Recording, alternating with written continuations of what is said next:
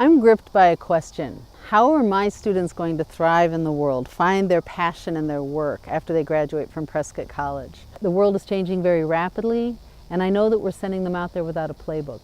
So this is one reason that I love teaching history, because for me, the past is a tremendous resource. It teaches us about what is possible outside of this current moment. History is really important because we look to history to understand who we are.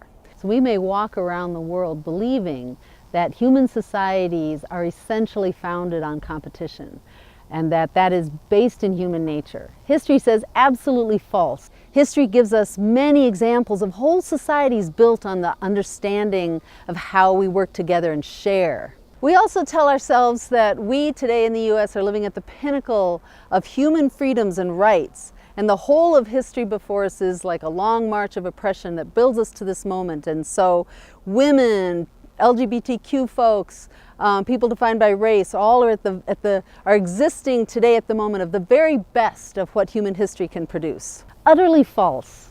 We need to understand when things were better in the past and learn from those as we face change here and now. Because there's a lot of fear of change in this country today. However, change is coming whether we like it or not. History teaches us that we can embrace change, and even that we can let go of the things that we think we need for happiness. One of the things that history can teach us is that people have organized throughout time for what they believe in, for the change that they believe is right.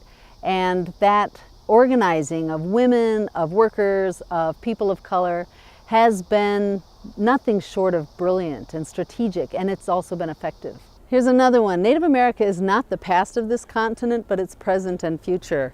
Anywhere you stand, including this place right here, is part of an indigenous nation that exists today, likely. It may be a nation that is fighting in this moment for access and rights to that land. So while I teach about the past, I also look to the future, and my students are my best teachers in that way. I ask you, what compels you? What questions are drawing you forward? What do you see that might not be obvious to me as I come from an older generation?